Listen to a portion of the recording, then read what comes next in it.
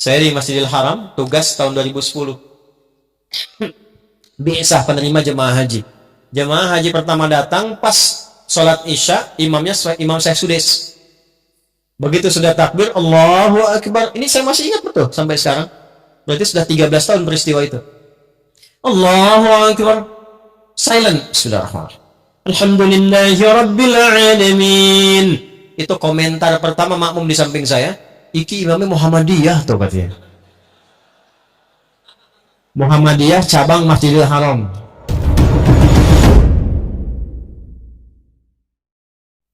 Dan semua kita itu kalau ngaji sekarang, itu sanadnya akan tersambung ke mazhab tadi. Kenapa? Karena Nabi itu singkatnya gini, Nabi ngajar ada sahabat. Sepeninggal Nabi, sahabat ngajar. Semua diajarkan. Itu zaman Nabi, zaman sahabat, zaman tabi'in, mereka punya kekuatan untuk mengingat. Dan hebatnya hafalan mereka di dalam kepala.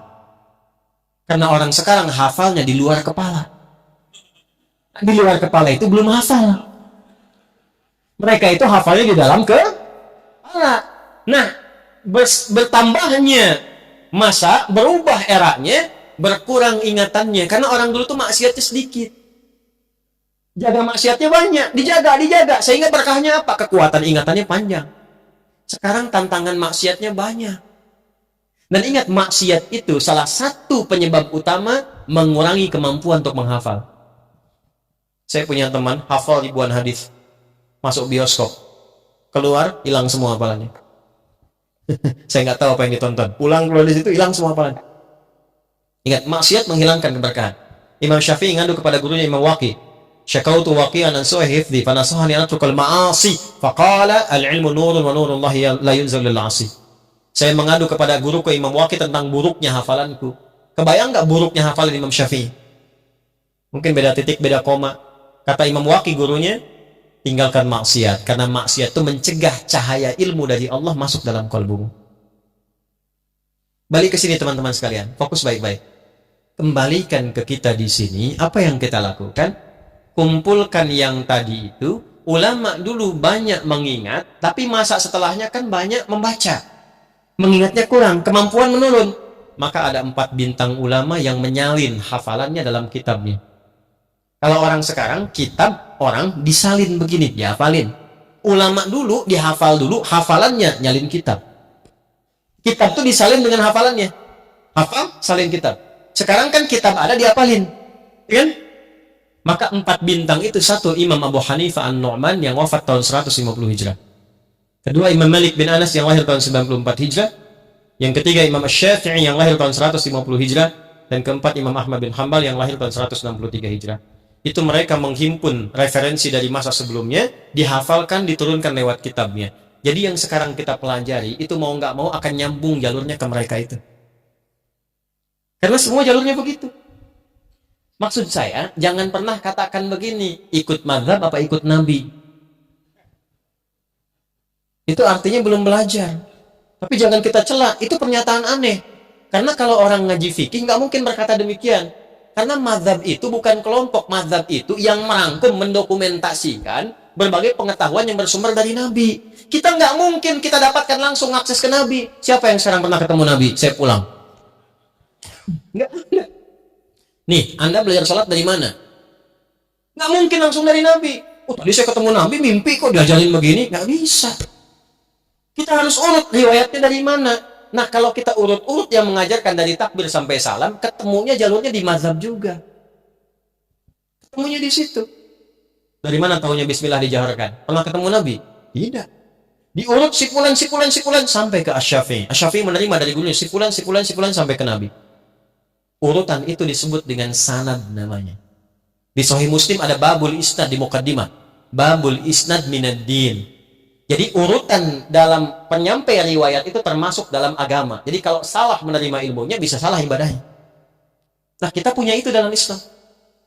Nah, dalam hal yang ada perbedaan, yang tidak sama, belajar caranya supaya tidak saling menjatuhkan.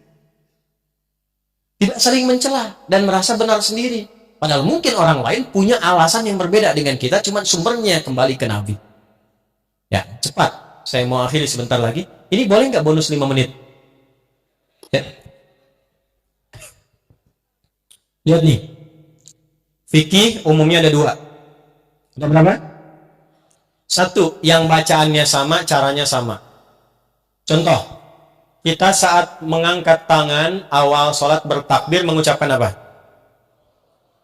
Itu satu cara, satu bacaan. Fayaqulu Allahu Akbar. Nggak ada yang beda. Kalau ada satu cara, satu bacaan, itu artinya semua umat Islam dipandang mampu melakukannya. Jangan beda, nggak usah kreatif. Saya capek Allahu Akbar terus, besok Allahu Rahman aja. Allahu Rahim aja. Beda, salah. Jelas? Tapi nanti ada yang beda bacaannya, bahkan beda caranya. Tapi kalau diurut-urut, sumbernya dari Nabi semua. Kalau ada yang begini, itu tandanya semua umat Islam dipandang oleh Allah itu tidak mampu melakukan dengan satu cara yang sama. Maka diturunkan beragam cara supaya semua bisa melakukannya dan mendapatkan hikmah yang sama. Contoh bacaan. Nih kita baca Quran nih. Al-Fatihah ya. Saya kemarin lihat ada yang viral-viral tuh ngoreksi bacaannya Habib Umar. Hati-hati tuh ya. Jangan nggak sopan tuh. Beliau itu ahli hadis ya. Ahli Quran. Cucu Nabi. Ilmunya banyak. Jauh dengan saya tuh. Ya, jauh sekali. Orang belum berilmu, belum sampai, jangan ngoreksi yang sudah berilmu. Ya. Contoh gini. Ihdinas siratal mustaqim. Yang kita baca kan? Dari Hafiz. Pakai shad ya. Ihdinas siratal mustaqim. Jelas? Ada yang nggak bisa shad. Bisanya pakai sin.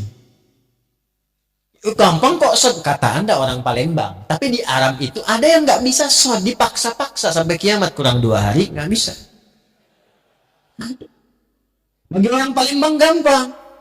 Ihdinas siratal mustaqim, shad. Ihdinas siratal mustaqim, sin. Tapi ada lisan orang Arab yang nggak bisa shad, bisanya sin. Shad, sin, shad, sin. Utlubul ilma walau bisin, utlubul ilma walau bisad. Shad, dia sin. Apa yang terjadi? Turun riwayat pakai sin. Dalam riwayat Warash dan Qalun dari Nafi'. Ihdinas siratal mustaqim. Sin. Apakah merubah makna? Tidak. Maknanya sama. Cuma cara bacanya beda. Ada yang nggak bisa sin, nggak bisa shad. Bisanya zai. Ada. Maka turun riwayat pakai zai. Ihdinas siratal mustaqim. Ada.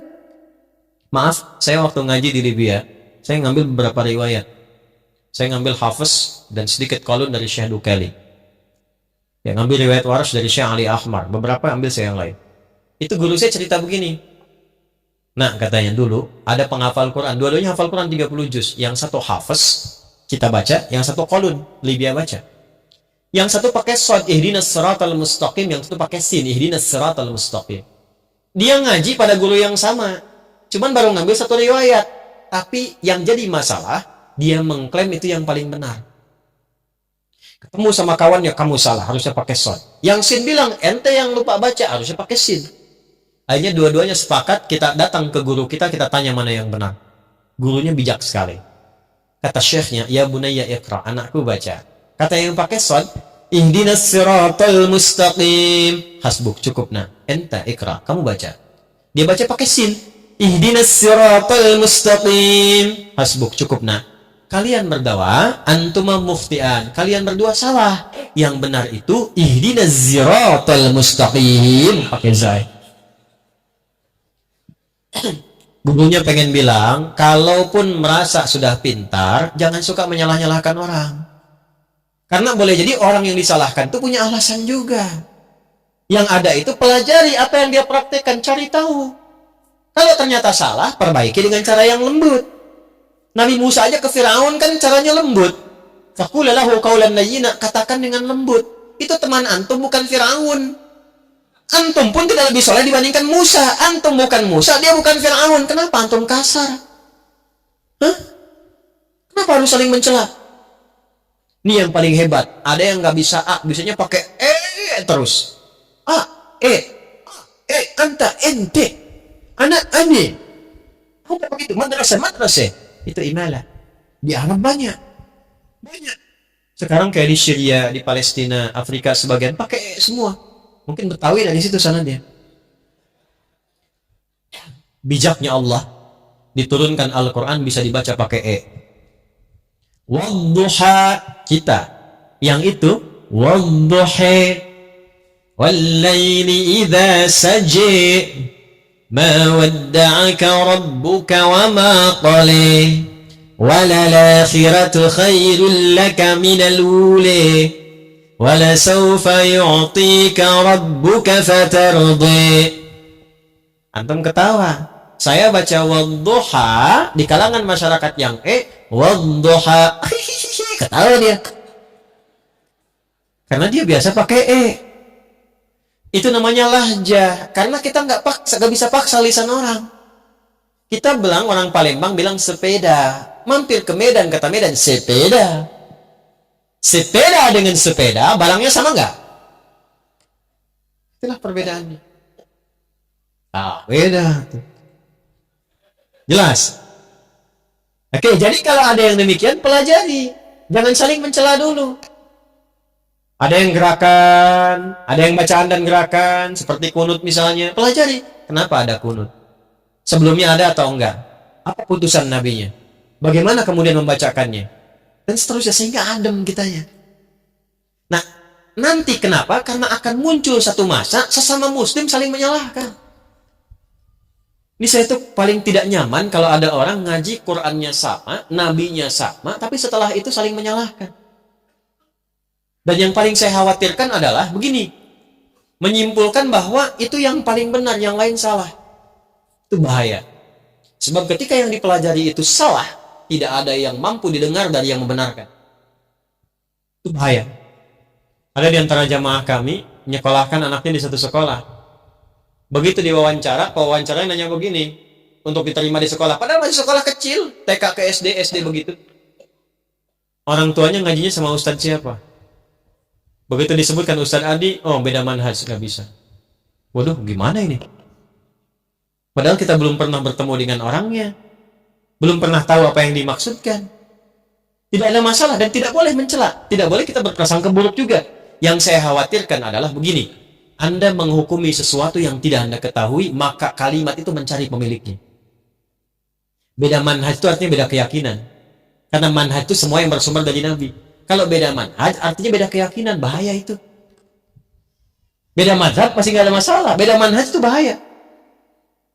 Apalagi kalau dipanggil sudah nggak salam, Assalamualaikum akhi, beda manhaj, bahaya. Maka bagaimana rumusnya? Pelajari. Saya tidak mengajarkan Anda untuk saling mencela orang lain. Kalaupun ada yang begitu, jangan dicela. Jangan dicela. Tapi kita tetap terbuka dengan senyuman dan baik, pelajari sehingga semua buat mengerti.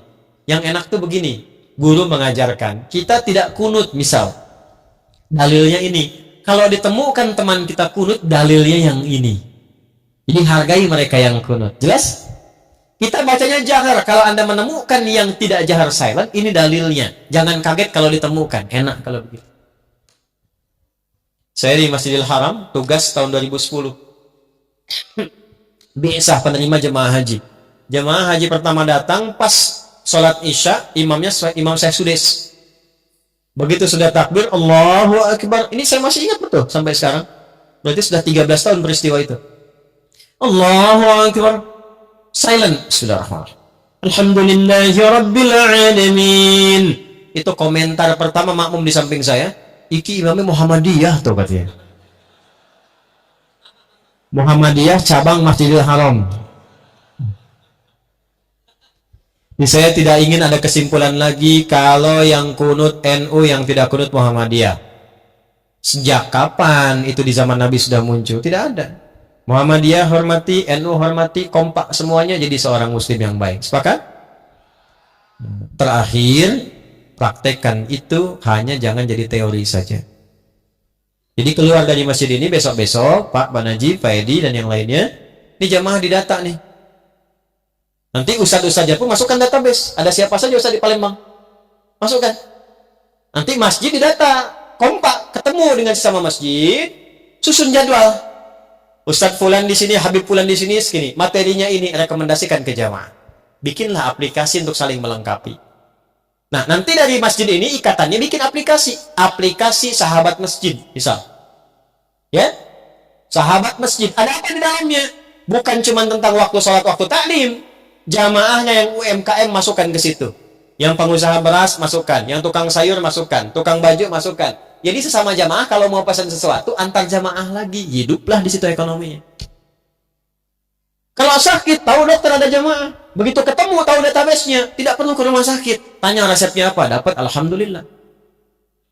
Kecurian, ketemu, jamaahnya di sini ada polisi. Tinggal sampaikan, diproses, alhamdulillah, balik lagi. Kalau bisa begitu, itulah yang dimaksudkan. Nilai-nilai keislaman yang hadir dalam satu saf. Innamal mu'minuna ikhwah. Jadi itu yang kita bahas, seperti sederhana. Tapi insya Allah kalau kita istiqamah sampai dengan wafat, mudah-mudahan dengan itu kita dimuliakan oleh Allah Subhanahu. Saya simpulkan malam hari ini, satu, latihan menghindari maksiat. Siapkan satu-satu listnya dari mata sampai ujung kaki. Dan amalannya. Yang kedua, latihan untuk mendalami pengetahuan yang sekiranya ada yang beda-beda. Jadi kalau penasaran jangan langsung menyalahkan, cari dulu ilmunya. Karena sekarang musim-musimnya saling menyalahkan, hati-hati. Ya. Maaf, tambahan. Kalau ada pengajian yang mengarahkan pada aspek-aspek yang fatal secara agama. Misal, yang keras, yang melukai, bahkan sampai menghilangkan nyawa, itu cepat hilangkan. Hindari. Jauhi, hindari. Karena akan tiba, kata Nabi, satu bentuk pengajian dalam bahasa hadisnya tentang hadis muflis. Ada orang yang kalau mendoktrinkan untuk melukai orang. Sampai puncaknya, wasafaka dama hadza. Ada yang menumpahkan darah membawa nama Allah. Hati-hati ya. Kalau ada yang ngajak perselisihan, ngajak sampai menumpahkan darah, itu hindari. Karena akan membuat kita bangkrut di hari kiamat. Dan sekarang terjadi. Saya bermohon pada Allah supaya tidak terjadi lagi yang demikian. Ya. Itu waktu kejadian di Jalan Tamrin meledak itu, saya sedang di Lampung. Wah! Jamaah langsung tanya, Ustaz, apakah bom di Jalan Tamrin termasuk fisabilillah? Saya bilang, Mas, sependek pengetahuan saya, jihad fisabilillah itu jihad di jalan Allah, bukan di Jalan Tamrin. Hati-hati ya. Yang terakhir, praktekkan persaudaraan difasilitasi oleh DKM Kompa. Ustadz-ustadznya kita persaudarakan, bikin database, kumpulkan semua jamaah di situ. Insya Allah kalau begitu kita mendapatkan Palembang, Sumatera Selatan sebagai baldatun thayyibatun wa rabbun